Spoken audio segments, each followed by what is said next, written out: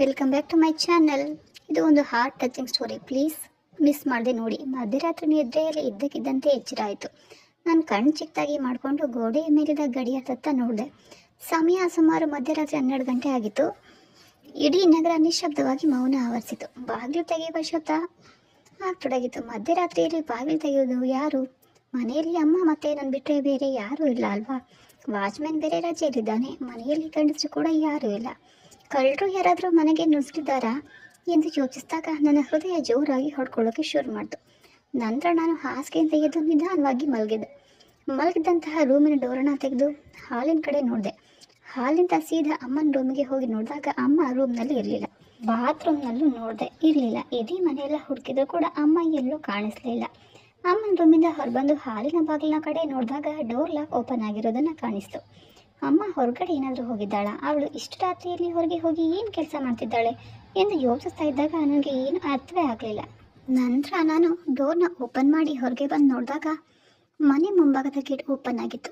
ಕತ್ಲು ಕೂಡ ಆವರಿಸೋದ್ರಿಂದ ಅಲ್ಲಿ ನನಗೆ ಸರಿಯಾಗಿ ಏನೂ ಕಾಣಿಸ್ತಾ ಇರಲಿಲ್ಲ. ಆಗ ನನ್ನ ಗಮನ ಮನೆಯ ಹೊರಗಡೆ ಅಂಗಳದಲ್ಲಿದ್ದ ರೂಮಿನ ಮೇಲೆ ಬೀಳ್ತು.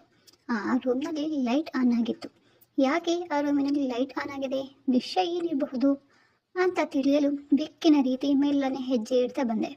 ಆ ರೂಮಿನ ಹತ್ರ ಹೋದೆ. ಆ ರೂಮಿನ ಡೋರ್ಗೆ ಕಿವಿ ಕೊಟ್ಟು ಕೇಳಿದಾಗ ಹೊರಗಡೆಯಿಂದ ಯಾರೋ ಗುಸುಗುಸು ಅಂತ ಮಾತಾಡ್ತಾ ಇರೋದು ಕೇಳಿಸ್ತು. ನಾನು ನನ್ನ ಕಿವಿಯನ್ನು ಗಮನ ಇಟ್ಟು ಕೇಳಿದಾಗ ಅದರಲ್ಲಿ ಒಂದು ಧ್ವನಿ ನನ್ನ ತಾಯಿಯದಾಗಿತ್ತು, ಇನ್ನೊಂದು ಧ್ವನಿ ಒಬ್ಬ ಪುರುಷನದಾಗಿತ್ತು. ಅದನ್ನು ಕೇಳಿ ನನಗಂತೂ ಆಶ್ಚರ್ಯ ಆಯಿತು.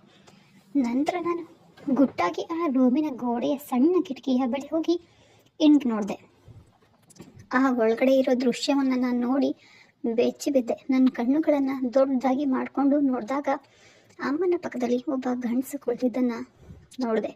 ಅವನಿಗೂ ಕೂಡ ಅಮ್ಮನಷ್ಟೇ ವಯಸ್ಸಾಗಿತ್ತು. ಇಬ್ಬರು ಕೂಡ ಕೈನ ಹಿಡ್ಕೊಂಡು ತುಂಬ ಆತ್ಮೀಯತೆಯಿಂದ ಮಾತಾಡ್ತಾ ಇದ್ರು. ಅಮ್ಮ ಅವನ ಭುಜದ ಮೇಲೆ ತಲೆಯನ್ನು ಇಟ್ಟು ನೆಮ್ಮದಿಯಿಂದ ಮಲಗಿ ಮಾತಾಡ್ತಾ ಇದ್ಲು. ಆ ಗಂಡಸು ಅಮ್ಮನ ತಲೆಯನ್ನು ಪ್ರೀತಿಯಿಂದ ನೇವರಿಸ್ತಾ ಇದ್ದ ಮತ್ತು ಹೇಳಿದನು, ಲಕ್ಷ್ಮಿ, ನಿನ್ನನ್ನು ನಾನು ನೋಡದೇ ಇದ್ದರೆ ಒಂದು ಕ್ಷಣವು ಯುಗದಂತೆ ಅನಿಸುತ್ತದೆ.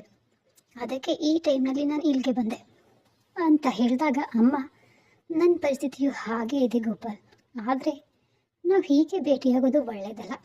ನನ್ನ ಮಗಳು ಕವಿತಾ ಮನೇಲಿದ್ದಾಳೆ. ಅವಳು ಈ ಪರಿಸ್ಥಿತಿಯಲ್ಲಿ ನನ್ನನ್ನು ನೋಡಿದರೆ ನನ್ನ ಬಗ್ಗೆ ಅವಳು ಏನು ಯೋಚನೆ ಮಾಡ್ತಾಳೋ ಏನೋ. ಇನ್ನು ಸ್ವಲ್ಪ ದಿನಗಳು ಅವಳು ತನ್ನ ಗಂಡನ ಹೊರಗೆ ಹೋಗಿಬಿಡ್ತಾಳೆ. ಅಲ್ಲಿವರೆಗೆ ಸ್ವಲ್ಪ ಸಹನೆಯಿಂದ ಇರೋಣ ಅಂತ ಹೇಳಿದ್ಲು. ಅಮ್ಮ ಹೇಳಿದ ಮಾತುಗಳನ್ನು ಕೇಳಿ ನನ್ನ ಕಾಲ ಕೆಳಗಿನ ಭೂಮಿನೇ ಕುಸ್ತಂತೆ ಆಯಿತು. ನನ್ನ ತಾಯಿ ಈ ರೀತಿಯ ಕೊಳಕು ಕೆಲಸನ ಮಾಡ್ತಾಳೆ ಅಂತ ನನ್ನ ಮನಸ್ಸಿನಲ್ಲಿ ಕೂಡ ಊಹೆ ಮಾಡಿರಲಿಲ್ಲ. ಈಗಲೇ ನಾನು ಒಳಗಡೆ ಹೋಗಿ ಇಬ್ಬರಿಗೂ ಸರಿಯಾಗಿ ಉಗಿಬೇಕು, ಅವರಿಬ್ಬರಿಗೂ ಚೀಮಾರಿ ಹಾಕಬೇಕು ಅಂತ ಅಂದ್ಕೊಂಡೆ. ಆದರೆ ನನ್ನ ಮನಸ್ಸನ್ನು ನಾನು ನಿಯಂತ್ರಿಸ್ಕೊಂಡೆ. ಅಲ್ಲಿಂದ ಹೊರಟು ಹೋದೆ. ಅದೇ ಕೋಪದಲ್ಲಿ ನಾನು ನನ್ನ ರೂಮ್ಗೆ ಹೋಗಿ ಹಾಸಿಗೆ ಮೇಲೆ ಬಿದ್ದೆ. ನಾನು ಅಮ್ಮನ ಮೇಲಿನ ಕೋಪದಿಂದ ಅಳತೊಡಗಿದೆ. ಚಿಕ್ಕ ವಯಸ್ಸಿನಲ್ಲಿ ನಾನು ನನ್ನ ತಂದೆಯನ್ನು ಕಳ್ಕೊಂಡೆ. ಆದರೆ ಈಗ ಅವ್ರ ಮುಖ ನನ್ನ ಕಣ್ಣು ಮುಂದೆನೇ ಬರ್ತಾ ಇತ್ತು. ಈಗ ನನ್ನ ತಾಯಿಗೆ 50 ವರ್ಷ ದಾಟಿದೆ. ನನ್ನ ತಂದೆ ತಾಯಿಗೆ ನಾನೊಬ್ಬಳೇ ಮಗಳು. ನನಗೆ 10 ವರ್ಷ ಇದ್ದಾಗ ನನ್ನ ತಂದೆ ಹಠತ್ತಾಗಿ ಹೃದಯಘಾತದಿಂದ ತೀರ್ಕೊಂಡ್ರು. ಅಂದಿನಿಂದ ಅಮ್ಮನೇ ನನ್ನ ಸಾಕಿ ಬೆಳೆಸಿ ದೊಡ್ಡೋಳನ್ನಾಗಿ ಮಾಡಿದ್ಲು. ಖಾಸಗಿ ಶಾಲೆಯೊಂದರಲ್ಲಿ ಅಮ್ಮ ಟೀಚರಾಗಿ ಕೆಲಸ ಮಾಡ್ತಾ ಇದ್ದಾಳೆ. ಮನೆಯಲ್ಲಿ ಟ್ಯೂಷನ್ ಕೂಡ ಹೇಳ್ಕೊಡ್ತಾ ಇದ್ಲು. ಇನ್ನು ಬಿಡುವಿನ ಸಮಯದಲ್ಲಿ ಮನೆಯಲ್ಲಿ ಟೈಲರಿಂಗ್ ಕೆಲಸ ಮಾಡಿಕೊಂಡು ನನ್ನನ್ನು B.Tech ಓದಿಸಿದ್ಲು. ಅಮ್ಮ ಚಿಕ್ಕ ವಯಸ್ಸಿನಲ್ಲಿ ಗಂಡನನ್ನು ಕಳ್ಕೊಂಡಿದ್ರು ಕೂಡ, ಆದರೆ ಇಲ್ಲಿವರೆಗೂ ಯಾವುದೇ ತಪ್ಪನ್ನು ಸಹ ಅವಳು ಮಾಡಿರಲಿಲ್ಲ. ಮತ್ತು ನಾನು ನನ್ನ ಸಹಪಾಠಿ ಸಂತೋಷನನ್ನು ಪ್ರೀತಿಸುವ ವಿಷಯ ತಿಳಿಸಿದ್ರು ಕೂಡ ಕೋಪ ಮಾಡಿಕೊಳ್ಳೇ ಇಲ್ಲ. ಈ ವಿಷಯ ತಿಳಿದ ಕ್ಷಣ ಅವರು ಸಂತೋಷನ ತಂದೆ ತಾಯಿ ಬಳಿ ಮಾತನಾಡಿ ನಮ್ಮಿಬ್ಬರು ಮದುವೆಯನ್ನು ಕೂಡ ಮಾಡಿಕೊಟ್ರು. ಮದುವೆ ಆದಮೇಲೆ ಸಂತೋಷ್ಗೆ ದೆಹಲಿಯಲ್ಲಿ ಕೆಲಸ ಸಿಕ್ಕಿ ಇಬ್ಬರು ಕೂಡ ದೆಹಲಿಗೆ ಹೊರಟೋದ್ವು. ಪ್ರತಿ ಹಬ್ಬಕ್ಕೂ ಹೈದರಾಬಾದ್ಗೆ ಬಂದು ಅಮ್ಮನ ಮನೆಯಲ್ಲಿ ಸ್ವಲ್ಪ ದಿನಗಳ ಕಾಲ ಉಳ್ಕೊಳ್ತಾ ಇದ್ವು. ಅಮ್ಮ ನಮ್ಮನ್ನು ನೋಡಿ ತುಂಬಾ ಸಂತೋಷ ಪಡ್ತಾ ಇದ್ಲು. ಆದರೆ ಈ ಬಾರಿ ಯಾಕೋ ಏನೋ ಸಂಕ್ರಾಂತಿ ಹಬ್ಬಕ್ಕೆ ನನ್ನ ಜೊತೆ ಬರೋದಕ್ಕೆ ಸಂತೋಷಕ್ಕೆ ಕೆಲಸದಲ್ಲಿ ರಜೆ ಸಿಗಲಿಲ್ಲ. ಅದಕ್ಕಾಗಿ ನಾನು ಒಬ್ಬಳೇ ಬಂದೆ. ಆದರೆ ಅಮ್ಮ ಈ ಬಾರಿ ನನ್ನ ನೋಡಿ ಮೊದಲಿನ ತರಹ ಸಂತೋಷ ಪಡಲೇ ಇಲ್ಲ. ಅವತ್ತು ಮುಖದಲ್ಲಿ ಒಂದು ರೀತಿಯ ಕಳವಳ ಇತ್ತು ಅಮ್ಮನಿಗೆ. ಆದರೂ ಕೂಡ ನಗ್ತನನ್ನ ಆಹ್ವಾನಿಸಿದ್ಲು. ಅಮ್ಮ ಅದಕ್ಕೆ ಕಾರಣ ಏನು ಎಂದು ಈಗ ನನಗೆ ಅರ್ಥವಾಗ್ತಾ ಇದೆ. ಇತ್ತೀಚೆಗೆ ಅಮ್ಮ ಆ ವ್ಯಕ್ತಿಯನ್ನು ಮೋಹಕ್ಕೆ ಬೀಳುವಂತೆ ಕಾಣಿಸ್ತಾ ಇದೆ. ಬಹುಶಃ ಈಗ ನಾನು ಅವಳಿಗೆ ಪಾನಕದಲ್ಲಿ ಸಕ್ಕರೆ ಬದಲು ಉಪ್ಪಿನಂತೆ ಕಾಣ್ತಾ ಇದ್ದೀನಿ ಅನಿಸುತ್ತೆ. ಅದಕ್ಕೆ ಅವಳು ನಾನು ಮನೆಗೆ ಬಂದಾಗ ನನ್ನ ನೋಡಿ ಸಂತೋಷದಿಂದ ಇರಲಿಲ್ಲ. ಆದರೆ ಗಂಡ ತೀರ್ಕೊಂಡು 20 ವರ್ಷದ ಬಳಿಕ ಅವಳಿಗೆ ಏಕೆ ಇದ್ದಕ್ಕಿದ್ದಂತೆ ಈ ರೀತಿ ಆಸೆಗಳು ಬಂದವು ಏನು. ನನ್ನ ಬಾಲ್ಯದ ಕೆಲವು ವಿಷಯಗಳು ನನಗೆ ಈಗಲೂ ಕೂಡ ನೆನಪಲ್ಲಿವೆ. ನನ್ನ ತಂದೆ ದಿನ ಕುಡಿದು ಮನೆಗೆ ಬರ್ತಾಯಿದ್ರು. ದಿನ ಕುಡಿದು ಬಂದು ನನ್ನ ತಾಯಿ ಜೊತೆ ನನ್ನ ಕೂಡ ಹೊಡಿತಾ ಇದ್ರು. ತುಂಬಾ ಜಗಳ ಆಡ್ತಾಯಿದ್ರು. ಅವರ ಜಗಳ ಮಿತಿದಾಗ ಅಮ್ಮನಿಗೆ ಹೊಡೆಯೋದಕ್ಕೂ ಸಹ ಅಪ್ಪ ಹಿಂದೆ ಮುಂದೆ ನೋಡ್ತಾ ಇರಲಿಲ್ಲ. ಚೆನ್ನಾಗಿ ಹೊಡಿತಾ ಇದ್ರು. ಆದರೆ ಅಪ್ಪ ಯಾಕೆ ಹಾಗೆ ಮಾಡ್ತಿದ್ದಾನೆ ಎಂದು ನನಗೆ ಆಗ ಅರ್ಥ ಆಗ್ತಾ ಇರಲಿಲ್ಲ. ಆದರೆ ಸ್ವಲ್ಪ ದಿನಗಳಲ್ಲಿ ನನಗೆ ವಿಷಯ ತಿಳಿಯಿತು. ಅಮ್ಮನಿಗೆ ಅಪ್ಪ ಅಂದರೆ ಇಷ್ಟ ಇರಲಿಲ್ಲ. ಅವ್ರ ಬಳಿ ಬಲವಂತದಿಂದ ಸಂಸಾರ ಮಾಡ್ತಾಯಿದ್ರು. ರಾತ್ರಿ ಹೊತ್ತು ಅಮ್ಮ ಅಪ್ಪನ ಬಳಿ ಮಲ್ಗೋ ಬದಲು ನನ್ನ ಹತ್ರ ಬಂದು ಮಲ್ಕೊಳ್ತಾ ಇದ್ರು. ಇದನ್ನೆಲ್ಲ ನೋಡಿ ಸಹಿಸ್ಕೊಳ್ಳಾಗದೆ ನನ್ನ ತಂದೆ ದಿನ ಕುಡಿದು ಬಂದು ಅಮ್ಮನಿಗೆ ಹೊಡಿತಾ ಇದ್ರು. ಮದುವೆಯಾದ ಹೆಂಡತಿ ನನ್ನನ್ನು ಪ್ರೀತಿಸ್ತಾ ಇಲ್ಲ ಅಂತ ನೋವಿನಿಂದ ಅಪ್ಪ ಕುಡಿತದ ಚಟಕ್ಕೆ ಬಿದ್ದಿರಬಹುದು. ಅಮ್ಮನಿಗೆ ಅಪ್ಪ ಇಷ್ಟ ಇಲ್ಲ ಎನ್ನುವುದೇ ನಿಜವಾಗಿದ್ರೆ ಅಮ್ಮ ಯಾಕೆ ತನ್ನ ಸಂಸಾರವನ್ನು ಹಾಳು ಮಾಡ್ಕೊಂಡಿದ್ದಾಳೆ ಅಂತ ಅನ್ನಿಸ್ತಾ ಇದೆ. ತಾಳಿ ಕಟ್ಟಿದ ಗಂಡನಿಗೆ ಹೆಂಡತಿ ಬೆಂಬಲವಾಗಿ ಪ್ರೀತಿಯಿಂದ ಜೊತೆಗೆ ನಿಲ್ದಿದ್ರೆ ಯಾವುದೇ ವ್ಯಕ್ತಿಯಾದರೂ ಹೇಗೆ ತಡ್ಕೊಳ್ತಾನೆ? ಬಹುಶಃ ಇದೇ ಕಾರಣ ಅತಿಯಾಗಿ ನನ್ನ ತಂದೆ ಕುಡಿದು ಅವರು ಚಿಕ್ಕ ವಯಸ್ಸಿನಲ್ಲೇ ತೀರ್ಕೊಂಡಿರ್ಬೋದು. ಅಪ್ಪ ಸಾಯೋದಕ್ಕೆ ಪರೋಕ್ಷವಾಗಿ ಕಾರಣ ಅಮ್ಮನೇ ಅಂತ ನನಗೆ ಅನ್ನಿಸ್ತಾ ಇದೆ. ಇದನ್ನು ಯೋಚಿಸ್ತಾ ನನ್ನ ನಿದ್ರೆಗೆ ಜಾರಿದೆ ಹಾಗೆ. ಆದರೆ ರಾತ್ರಿಯೆಲ್ಲ ನನಗೆ ಕೆಟ್ಟ ಕನಸುಗಳು ಬೀಳ್ತಾ ಇದೆ. ಕಾರಣ ನಾನು ನೆಮ್ಮದಿಯಾಗಿ ನಿದ್ರೆ ಮಾಡಲು ಆಗ್ತಾ ಇರಲಿಲ್ಲ. ಬೆಳಗ್ಗೆ ಎದ್ದಾಗ ನನ್ನ ತಲೆ ತುಂಬ ಭಾರದಂತೆ ಇತ್ತು. ಈ ವಿಷಯವನ್ನು ನಾನು ಬೇರೆಯವರೊಂದಿಗೆ ಹೇಳಿದೆ ನನ್ನೊಳಗೆ ನಾನು ಇಟ್ಕೊಂಡ್ರೆ ನನ್ನ ತಲೆಯ ಭಾರ ಕಡಿಮೆ ಆಗೋದಿಲ್ಲ ಅಂತ ನನಗೆ ಅನ್ನಿಸ್ತು. ಆದರೆ ಅಮ್ಮ ಏನು ನಡೆದೇ ಇಲ್ಲ ಏನೋ ಅನ್ನೋ ಹಾಗೆ ಸುಮ್ಮನಿದ್ಲು. ಅದನ್ನು ನೋಡಿ ನನಗೆ ಅವಳ ಬಳಿ ಮಾತನಾಡಲು ಸಾಧ್ಯವಾಗಲಿಲ್ಲ. ನಂತರ ನಾನು ನನ್ನ ಗಂಡನಿಗೆ ಫೋನ್ ಮಾಡಿ ಅಮ್ಮನ ಬಗ್ಗೆ ಹೇಳಬೇಕು ಅಂತ ಅಂದ್ಕೊಂಡೆ. ಆದರೆ ಏನು ಮಾಡೋದು, ನಾನು ಹಾಗೆ ಮಾಡಿದರೆ ನನ್ನ ಗಂಡನ ದೃಷ್ಟಿಯಲ್ಲಿ ನಾನು ಚಿಕ್ಕವಳಾಗ್ಬಿಡ್ತೀನಿ ಎಂದು ಭಯವಾಯಿತು. ಈಗ ನನಗಿರೋ ಒಬ್ಬಳು ಸ್ನೇಹಿತೆಯಾದ ಹೇಮಲತಾ ತುಮಕೂರಿನಲ್ಲಿ ಇದ್ದಾಳೆ. ನನ್ನ ಬಾಧೆಯನ್ನು ಅವಳ ಬಳಿ ಹೇಳಬೇಕು ಅಂತ ಅಂದ್ಕೊಂಡೆ. ಇಷ್ಟ ಇಲ್ಲದಿದ್ದರೂ ಮನೆಯಲ್ಲಿ ತಿಂಡಿ ತಿಂದು ಅಮ್ಮನಿಗೆ ನಾನು ಹೇಮಲತಾ ಮನೆಗೆ ಹೋಗಿ ಬರ್ತೀನಿ ಅಂತ ಹೇಳಿ ಹೊರಟೆ. ನಂತರ ಆಟೋ ಹಿಡಿದು ಸ್ನೇಹಿತೆಯ ಮನೆಗೆ ಬಂದು ತಲುಪಿದೆ. ಒಂದು ಫೋನ್ ಕೂಡ ಮಾಡದೆ ಡೈರೆಕ್ಟಾಗಿ ಬಂದಿದ್ದನ್ನು ಕಂಡು ಹೇಮಲತಾಳಿಗೆ ಆಶ್ಚರ್ಯವಾಯಿತು.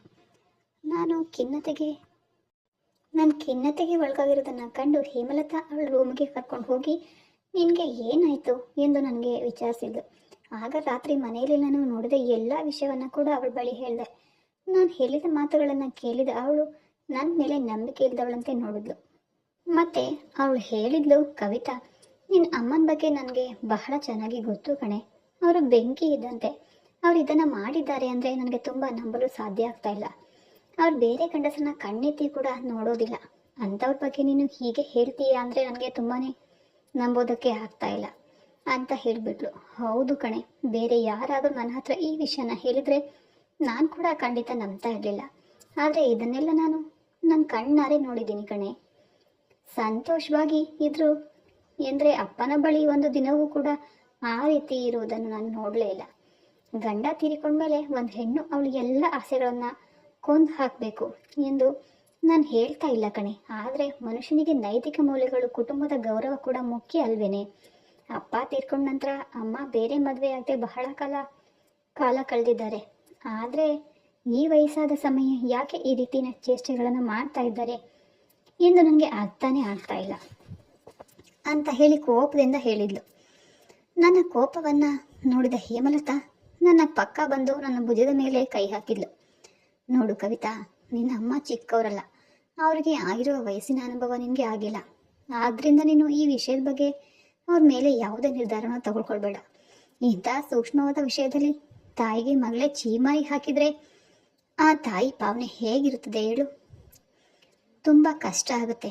ಈ ಅವಮಾನದ ಭಾರ ಹೊತ್ತು ಅವಳು ಯಾವುದೇ ಕೆಟ್ಟ ನಿರ್ಧಾರವನ್ನು ಕೂಡ ತೆಗೆದುಕೊಳ್ಬಹುದು. ಆದ್ದರಿಂದ ನೀನು ಸ್ವಲ್ಪ ದಿನ ತಾಳ್ಮೆಯಿಂದ ಇರು.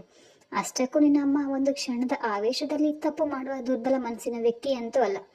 ಇದರ ಹಿಂದಿನ ರಹಸ್ಯವೇನು ಎಂದು ತಿಳ್ಕೊಳ್ಳುವವರೆಗೂ ಈ ವಿಷಯದ ಬಗ್ಗೆ ನಿನ್ನ ತಾಯಿ ಬಳಿ ಏನನ್ನು ಕೂಡ ಮಾತಾಡಬೇಡ ಅಂತ ಹೇಳಿದ್ದು. ಸ್ನೇಹಿತೆಯ ಈ ಮಾತಿನ ನಾನು ಮೌನವಾಗಿ ಉತ್ತರಿಸಿದೆನು.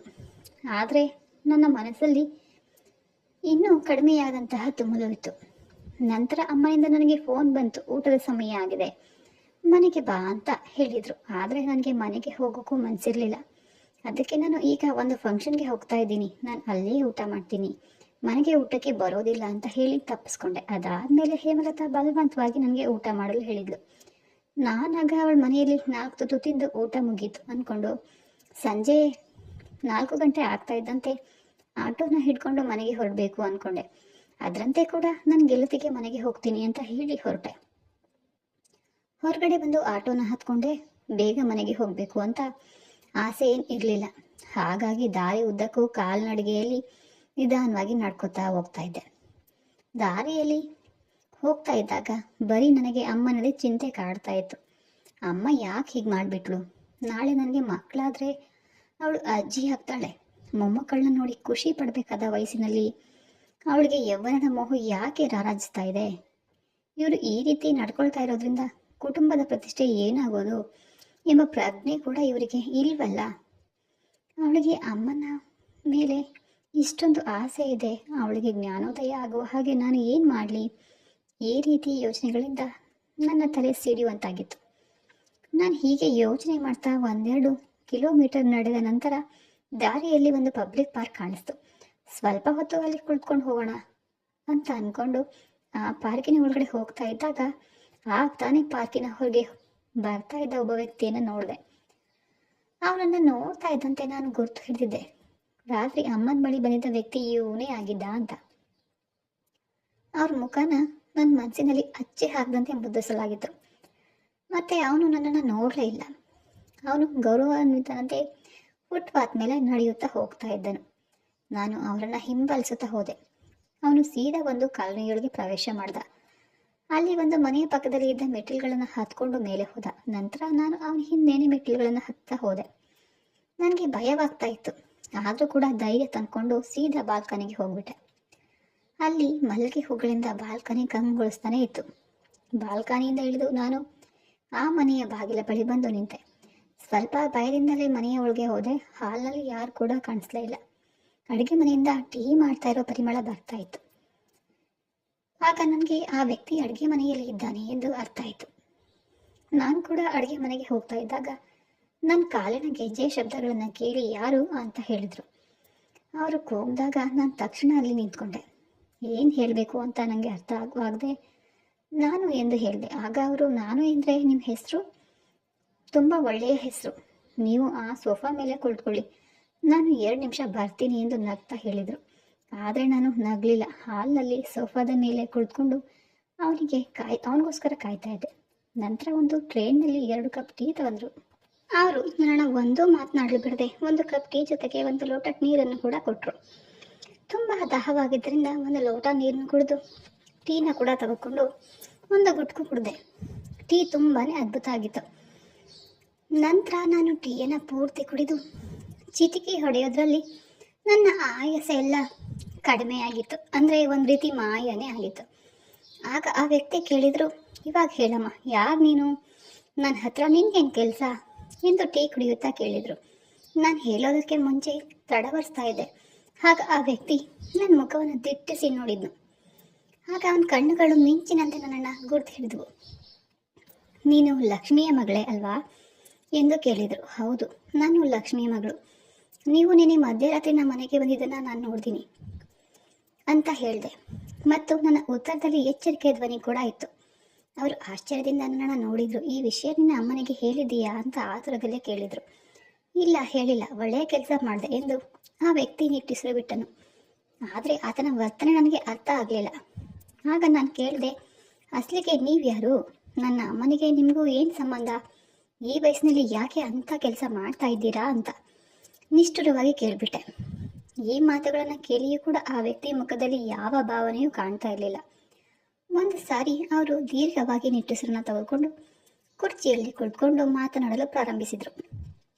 ನೋಡಮ್ಮ, ನನ್ನ ಹೆಸರು ಗೋಪಾಲ್ ರಾವ್. ಎಲ್ಲ ಅಂದ್ಕೊಂಡು ಹಾಗೆ ಜರುಗಿದ್ರೆ ಇಂದು ನಾನು ನಿನ್ನ ತಂದೆ ಸ್ಥಾನದಲ್ಲಿ ಇರ್ತಾ ಇದ್ದೆ. 30 ವರ್ಷಗಳ ಹಿಂದೆ ನಾನು ಮತ್ತು ನಿಮ್ಮ ತಾಯಿ ಲಕ್ಷ್ಮಿ ತುಂಬಾ ಗಾಢವಾಗಿ ಪ್ರೀತಿ ಮಾಡ್ತಾ ಇದ್ವು.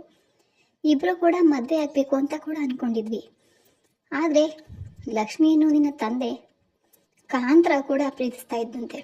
ಅವನು ನಿನ್ನ ಅಮ್ಮನ ಸೋದರತ್ತೆ ಮಗ. ಬಹಳ ಶ್ರೀಮಂತರು, ಆದರೆ ಅವನು ನಿನ್ನ ಅಮ್ಮನಿಗೆ ಇಷ್ಟ ಇರಲಿಲ್ಲ.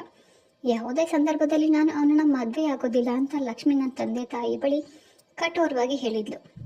ಆದರೆ ಕಾಂತಾರಾವ್ ಲಕ್ಷ್ಮಿ ನನ್ನ ಇಷ್ಟಪಡದೇ ಇದ್ರು ಕೂಡ ನಾನು ಅವಳನ್ನೇ ಮದುವೆ ಆಗ್ತೀನಿ ಅಂತ ಶಬ್ದ ಮಾಡಿದ. ಅದಾದ್ಮೇಲೆ ಏನಾಯ್ತು ಎಂದು ತಿಳಿಲಿಲ್ಲ. ಒಂದಿನ ಲಕ್ಷ್ಮಿ ಇದ್ದಕ್ಕಿದ್ದಂತೆ ನನ್ನ ಬಳಿ ಬಂದು ನಾನು ಹೇಳ್ದಂತೆ ನೀನು ಮಾಡು ಎಂದು ಹೇಳಿದ್ಲು. ನನಗೆ ಗಾಬರಿಯಾಗಿ ನಾನು ಏನು ಮಾಡಬೇಕು, ಏನಾಗಿದೆ ನಿನಗೆ ಅಂತ ಕೇಳಿದೆ. ಹೇಳು ಎಂದು ಕೇಳಿದಾಗ ಅವಳು ಈಗ ನೀನು ನನ್ನ ಹೇಳ್ದಷ್ಟೇ ಮಾಡು ಅಷ್ಟೆ ಎಂದು ಗದ್ರಿದ್ಲು. ಮತ್ತು ಅವಳು ಹೇಳಿದ ಮಾತನ್ನು ಕೇಳಿ ನನ್ನ ಗುಂಡಿಗೆ ಹೊಡೆದೇ ಹೋಯಿತು.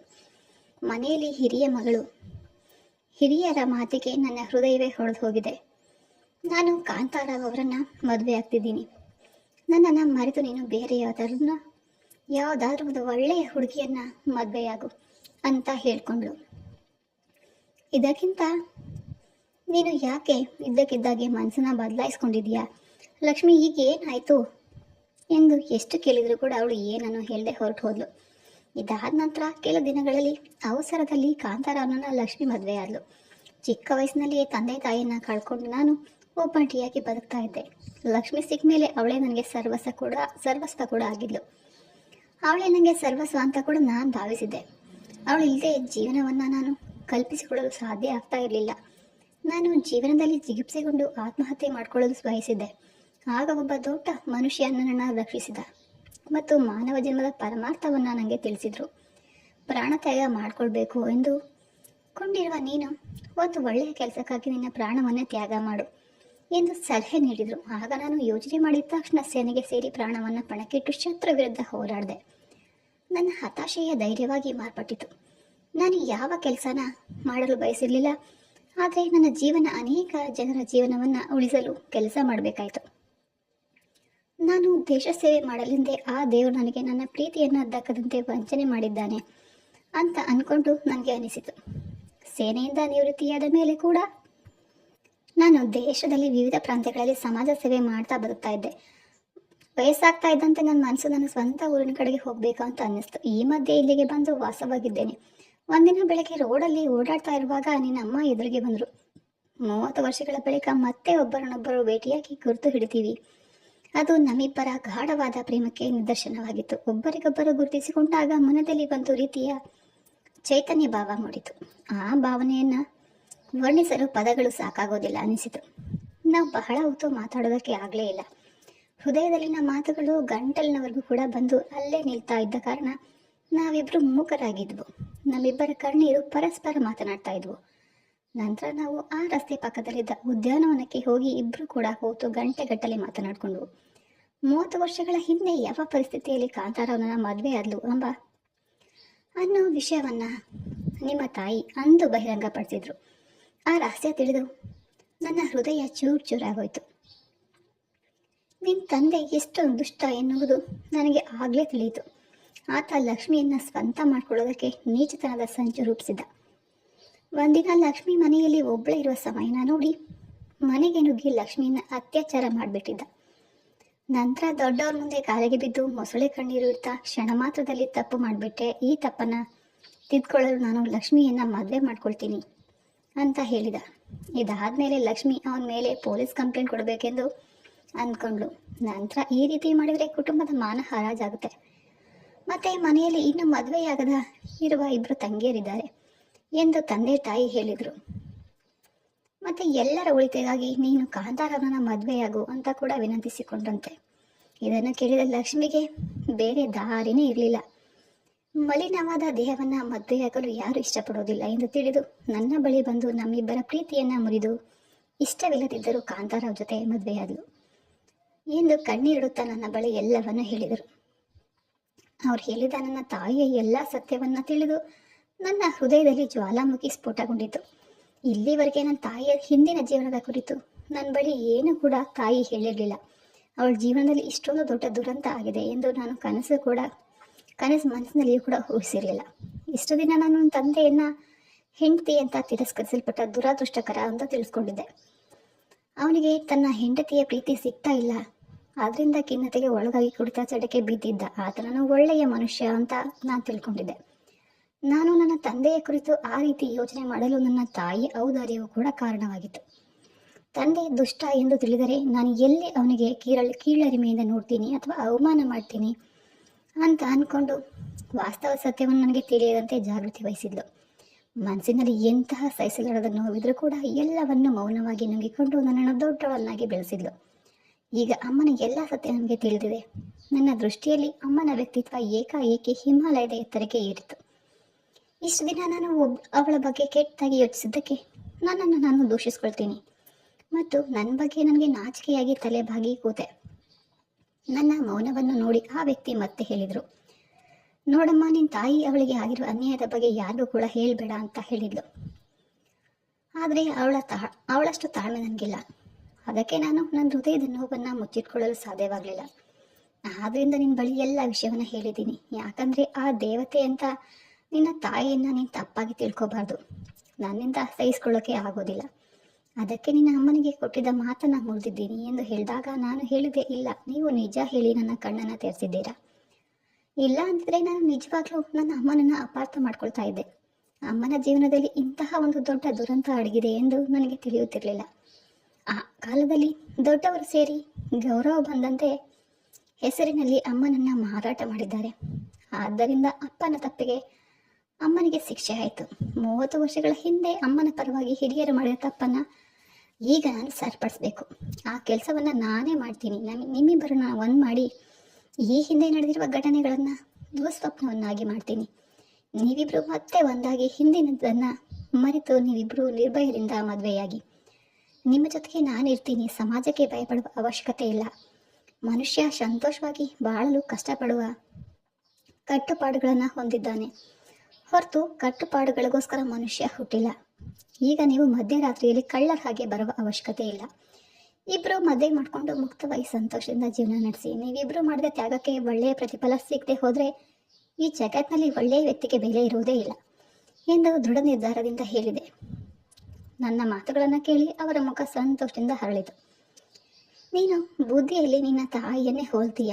ನಿನ್ನ ಅಮ್ಮನಂತೆ ನಿನಗೂ ಕೂಡ ದೊಡ್ಡ ಮನಸ್ಸು ಎಂದು ಸಂತೋಷದಿಂದ ಹೇಳಿದರು. ನಿಮಗೇನು ಅಭ್ಯಂತರವಿಲ್ಲದಿದ್ದರೆ ನನ್ನದೊಂದು ಸಣ್ಣ ಕೋರಿಕೆ. ನಾನು ನಿಮ್ಮನ್ನು ತಂದೆ ಎಂದು ಭಾವಿಸಲು ರಕ್ತ ಸಂಬಂಧವೇ ಬೇಕಾಗಿಲ್ಲ. ಮಾನವೀಯತೆ ಎಂಬ ಬಂಧನ ರಕ್ತ ಬಂಧನಕ್ಕಿಂತ ದೊಡ್ಡದು ಅಲ್ವಾ? ನಾನು ನಿಮ್ಮನ್ನು ಹೊಟ್ಟೆಯಲ್ಲಿ ಹುಟ್ಟೇ ಇರ್ಬೋದು. ನೀವೇ ನನ್ನ ತಂದೆ ಅಂತೆ ನನಗೆ ಕಾಣಿಸ್ತಾ ಇದ್ದೀರಾ. ಅದಕ್ಕೆ ನಾನು ನಿಮ್ಮನ್ನು ಅಪ್ಪ ಅಂತ ಕರೆಯಲು ಬಯಸ್ತೀನಿ. ನಾನು ಹಾಗೆ ಕರೀಬಹುದಾ ಎಂದು ಮೃದು ಧ್ವನಿಯಿಂದ ಕೇಳಿದೆ.